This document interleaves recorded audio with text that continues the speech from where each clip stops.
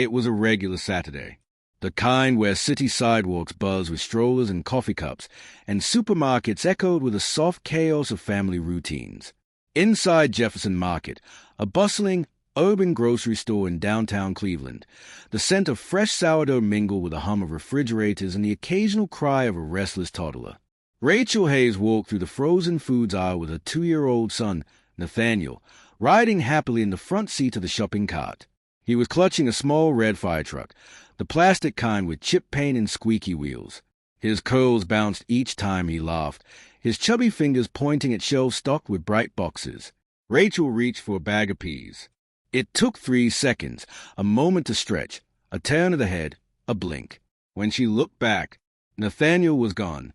The cart sat there, empty. She spun around, thinking maybe he climbed out and toddled toward the bread aisle. Nathaniel! Her voice caught on the first syllable, half choked by disbelief. No answer. She rushed forward, peering down each aisle. Candy, canned goods, dairy. Each stretch of tile reflected only strangers. One woman gave her a tight smile. A boy zipped past with cereal. An employee stacked oranges. Rachel's breath came shorter now. She gripped the handle of the cart and shouted, "Nathaniel!" People turned, brows furrowed. Someone asked if she needed help. Another asked if it was her son, the little boy in the blue sweater. Rachel nodded wildly. "Where? Did you see him?" The woman hesitated. I saw him heading toward the front doors. With a man." And in that moment, Rachel's heart sank into a place colder than any freezer. Detective Wayne Carter had been on the Cleveland PD Missing Persons Unit for 13 years. He knew the pattern. 90% of missing child reports were resolved within hours, usually the result of distracted parents, curious toddlers, or messy custody arrangements. But the remaining 10%, they haunted you. He arrived at Jefferson Market within 30 minutes of the call. The scene had already shifted into quiet panic.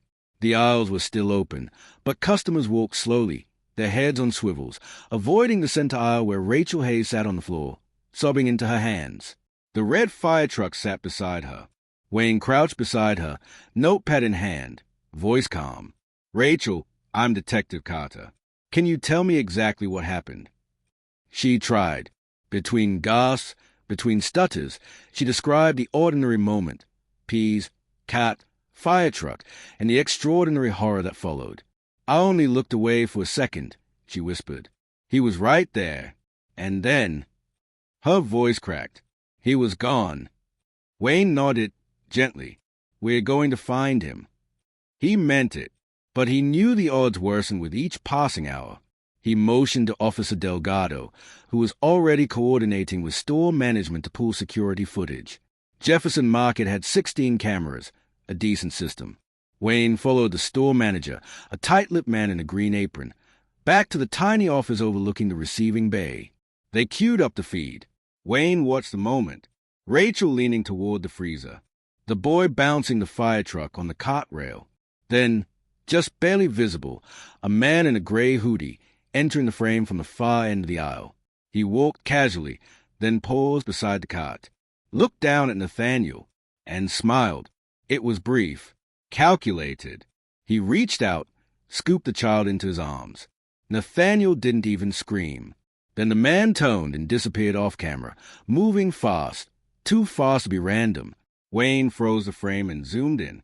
The man's face was obscured, but Wayne felt something in his gut. Something old, familiar. He backed the footage up and ran it again, slower. The man had no shopping cart, no basket, no grocery bags. He'd entered through the north door, hovered near the snack aisle for nearly 5 minutes, then veered toward Rachel's cart like he'd been waiting for that exact moment. This wasn't a crime of opportunity. It was planned.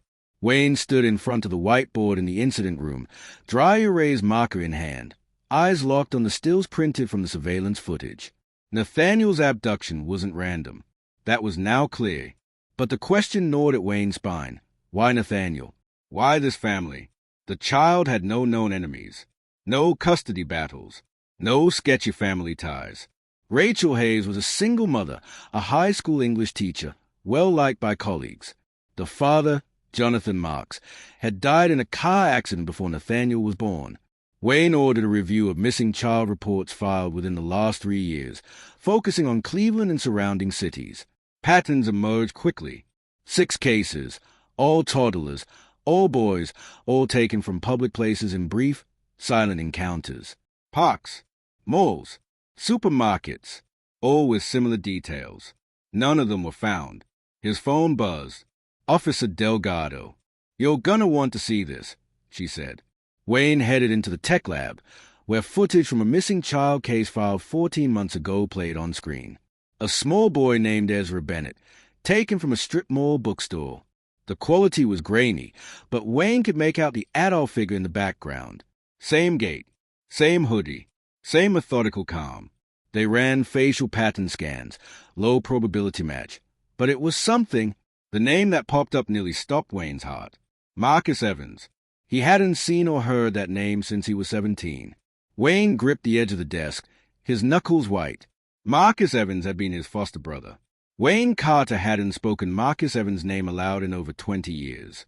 Even in therapy, even in the confidential intake forms he filled out after joining the academy, Wayne always skipped past that part of his past like a dangerous cliff edge he couldn't look down.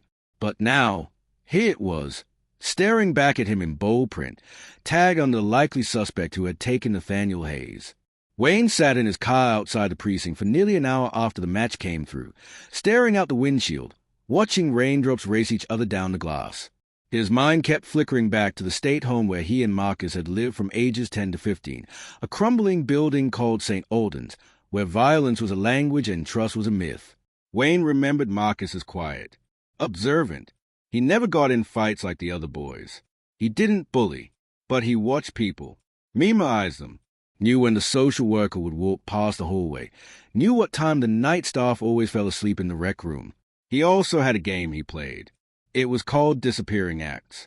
Marcus would vanish for hours, into closets, into the crawl space, once even into a laundry cart pushed down the elevator shaft. He'd reappear silently behind Wayne or the other boys, whispering strange things like, "It's easier when they don't see you." Wayne never understood it back then. Now, it made his blood run cold. The task force Wayne assembled now included federal support. The pattern was too distinct, the child vanishings too consistent to be coincidental.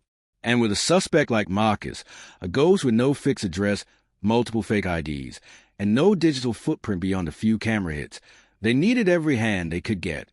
Rachel Hayes, still visibly shaken, had become central to the investigation. She sat with Wayne every day, reviewing photos, identifying any strangers she may have seen in the park, school, or grocery store in recent weeks.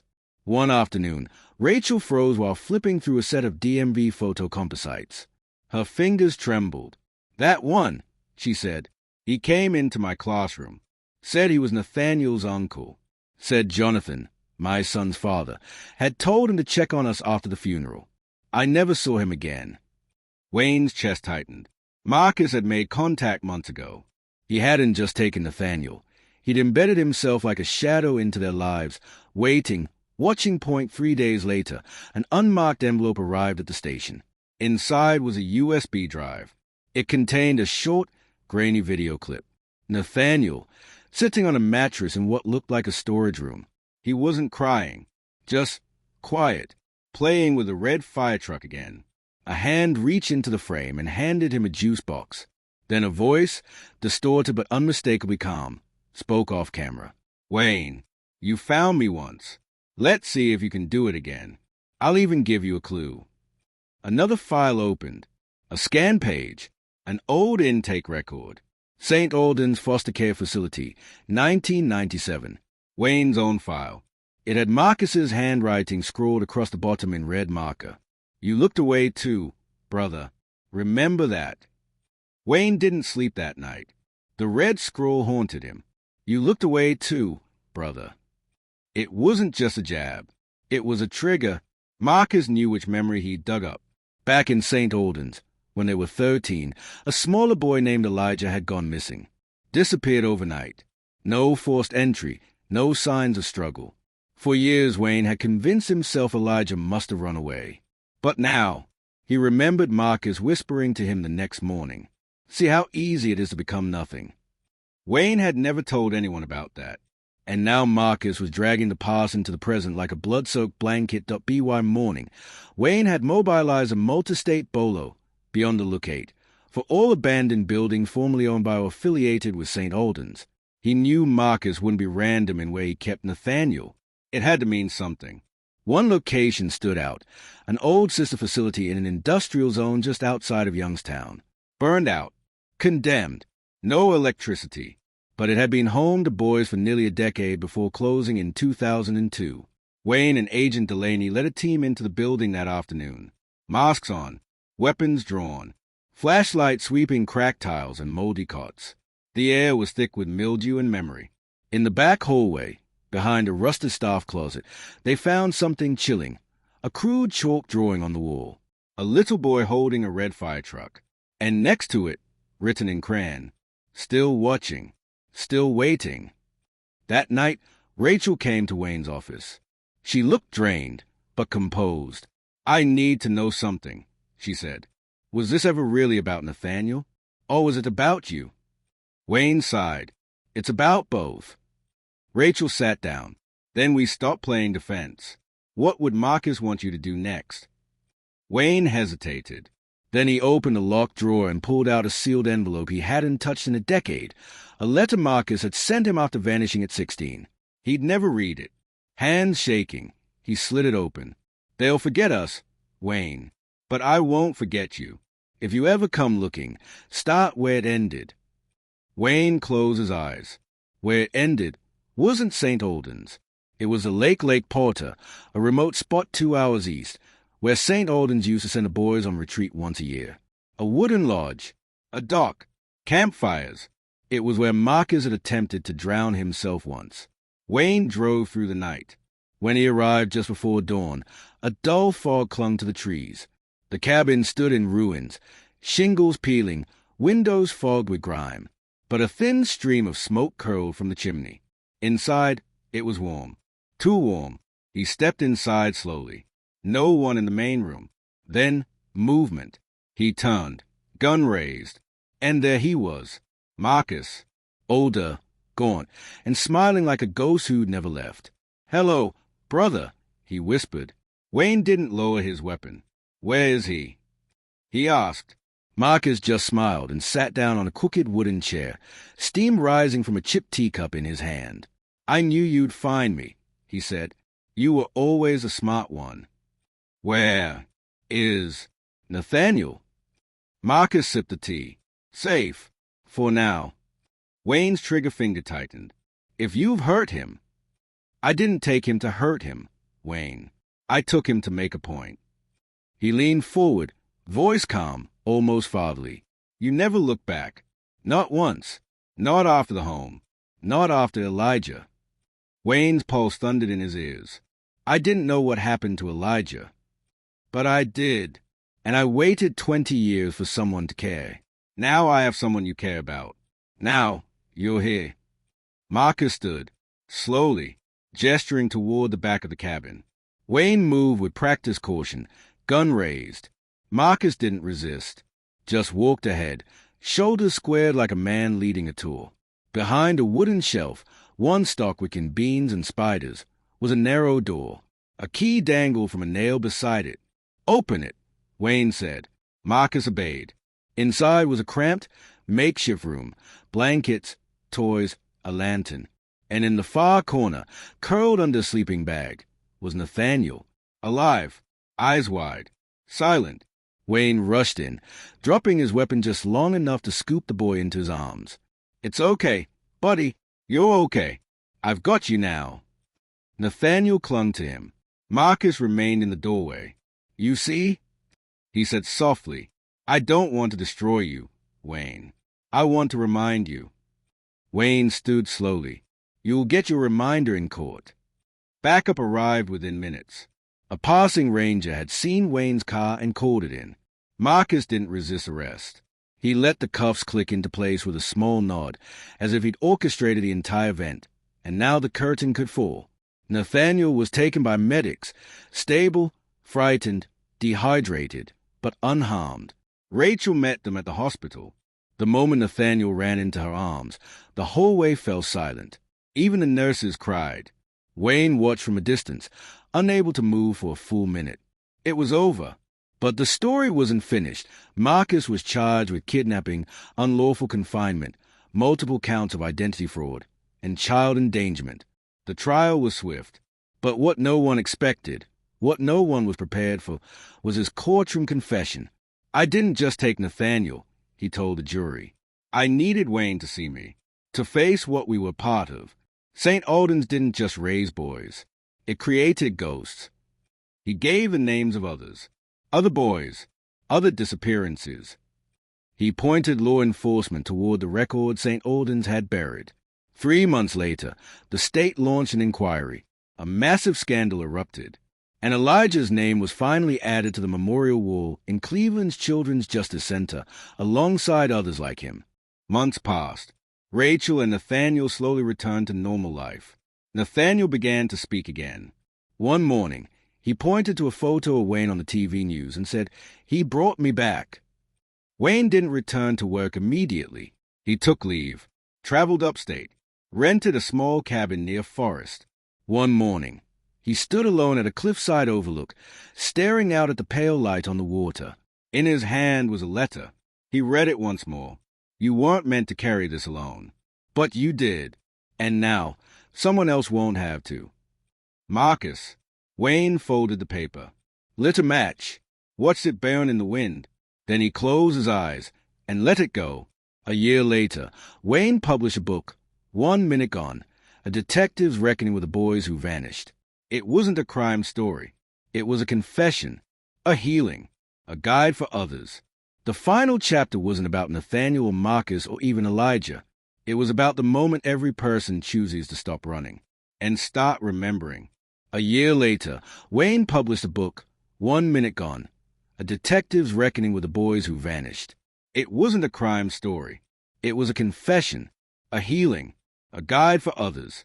The final chapter wasn't about Nathaniel or Marcus or even Elijah. It was about the moment every person chooses to stop running and start remembering. 6 months after the trial, Wayne stood in front of a mirror he hadn't faced in years, the one in his childhood bedroom, long since abandoned and covered in dust. The Carter family home in Akron had been empty since his mother passed. But today, he needed to stand here again. He wasn't looking at his reflection. He was looking at Marcus's, a photo clutched in his hand, taken by a social worker when they were 13. Both boys side by side. Same haircut, same dark eyes, same bruises under the sleeves. Back then, they were indistinguishable. Now, Wayne wondered, how far had he really come from a boy who watched people disappear and said nothing? He spent the rest of that day digging through his mother's old boxes, letters, court files, notes from social workers. He found a folder she had hidden in the attic, thick with documents about the abuse scandals at St. Alden's. She'd known, but she'd never told him. A week later, he donated the folder to the State Justice Archive, anonymous, but complete. Nathaniel recovered in phases. At first, he didn't speak much, but slowly, he began again, first to Rachel, then to a therapist, and finally to a small group of other children who'd survived trauma. He never called Marcus by name. He called him the quiet man. He also never let go of the fire truck. Even as he outgrew it, he kept it on a shelf in his room. A reminder, Rachel said, that he had made it through, that he still had power over the memory. On Nathaniel's 5th birthday, Wayne gave him a book, a children's story about a boy who got lost in the woods but used his imagination to lead the stars back home. Nathaniel asked if the boy was him. Wayne nodded, and he always finds a way. 2 years later, Wayne stood behind a lectern at a law school in Columbus, invited to speak on trauma-informed justice and cold case recovery. The room was packed. Law students, victim advocates, journalists. He didn't speak from a script. He told them about Rachel, about Nathaniel, about Marcus, about Elijah, about the children no one remembered until it was too late. And then he said this: in law enforcement, we're trained to ask who did this. But the better question is, who has failed? Because justice doesn't start with a crime. It starts with silence. And silence, my friends, is what we must chase to the end. When he finished, the room didn't clap right away. They sat with it. Then the wave came, and Wayne knew he had turned pain into purpose. Years later, Rachel found a letter tucked inside one of Nathaniel's old storybooks. It was dated the year of his rescue. Written by Marcus. If you're reading this, I'm probably gone. I never hated your son. I envied him, because he had what I didn't. A mother who looked back. A world that remembered him. I wanted Wayne to remember me too. But I see now. I should have just tried to be someone worth remembering. Rachel folded the letter and tucked it away. Then she called Wayne. I forgive him, she said. Wayne didn't speak for a long time, then simply replied, Me too. Nathaniel grew up. He never liked the word victim. He preferred traveler. He wrote essays in high school about resilience. He spoke on survivor panels. He eventually majored in criminal psychology. On the 20th anniversary of his abduction, he gave a TED Talk titled 1 Minute Can Change Everything. The final line, I was taken in a moment, but I've lived every moment since in defiance of that one. Years later, in a quiet suburb outside Columbus, Nathaniel stood at the edge of a small garden plot behind his new home. The soil was soft, turned recently with his mother's help. Rachel, now retired, still smiled the same way she had the day she got him back, like someone who had seen death blink and refused to win. Nathaniel reached into a box and pulled out a fire truck. The same one, a little more faded, a little more bent. He placed it gently beneath a newly planted oak sapling. Time to put it down, he whispered. Rachel stood beside him, hand on his back. You sure? He nodded. This truck went through hell, he said, but I don't need it to carry the memory anymore. I carry it. They covered the toy in soil together. Above it, the oak trees stretched toward a spring sky. Later that year, a new wing opened at the Ohio Center for Child Advocacy. It featured an exhibit titled The Vanished and the Returned. In the final display case, under warm lighting and thick glass, rested a copy of Wayne's badge, a pair of tiny shoes, a page from Marcus's letter, and the original surveillance image of Nathaniel's cot, empty. Next to it, etched into steel, were these words. He was taken in silence, but returned through noise, of memory, of truth, of people who refused to let go. Children visited the exhibit on field trips. Survivors walked through in quiet reverence. And Rachel, years later, brought her grandson there, Nathaniel's boy, and told him, This is how your father became a lighthouse. Wayne died peacefully in his sleep at 72. At his funeral, Nathaniel read a letter Wayne had left behind. In the end, it was never about solving the case. It was about becoming the kind of man who would never stop looking. For justice. For people. For lost things. Keep looking, Nathaniel. Always keep looking. The crowd rose in silence, and somewhere in the wind outside, it was as if a whisper returned. See? You look back after all. It was a warm afternoon in Atlanta when Nathaniel sat on stage beside 4 other speakers at the National Child Justice Summit. He hadn't spoken publicly in years, not since his TED Talk, but this felt different. This time, he wasn't telling his story. He was listening to others tell theirs. The woman beside him described how her sister had vanished at age 9 and was never found. A young man spoke about surviving a trafficking ring. A mother shared how she forgave the man who took her daughter. Each story braided together in pain and defiance. When it was Nathaniel's turn, he stood and looked out over the sea of faces. I used to think my story ended when I was rescued. He began, but it didn't. It started again the next day, when I woke up and had to figure out who I was without the fear. He let the silence sit, then added, and I figured it out because people refused to forget me. Applause came not like thunder, but like rain, steady, healing, honest.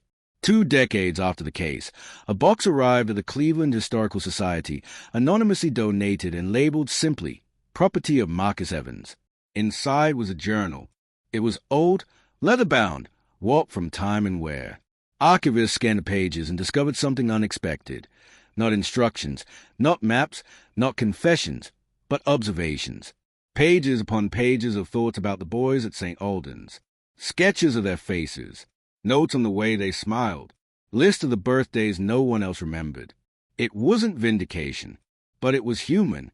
The final page read, "Some ghosts haunt the world. Others tried to hold it up in secret. I don't know which I was, but I remember their names, and I hope that count for something." That journal now sits behind glass in the Advocacy Center. People don't know how to feel when they read it, and that's the point. Rachel Hayes wrote her memoir at age 61. It wasn't a bestseller. It wasn't flashy. It was called 1 Minute Away. It was written not for adults, but for young parents, new mothers, single fathers, social workers, teachers. It opened with the sentence, "This book is not about what happened to my son. It's about what happened to me while the world searched for him."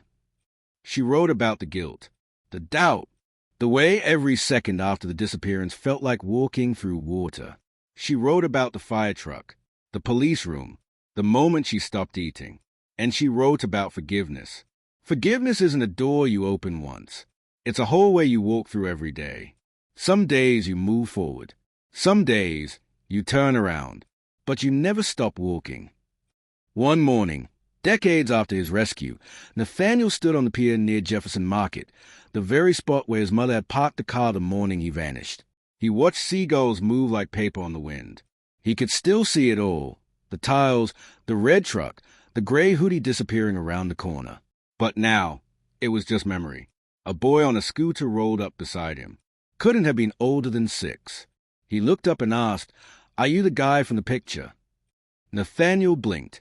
"What picture?" "The one in the museum. The boy with the truck. My class saw it." Nathaniel smiled. "Yeah," he said. "That was me. Once." The boy grinned and scooted away, kicking sparks off the sidewalk. Nathaniel turned back toward the sea.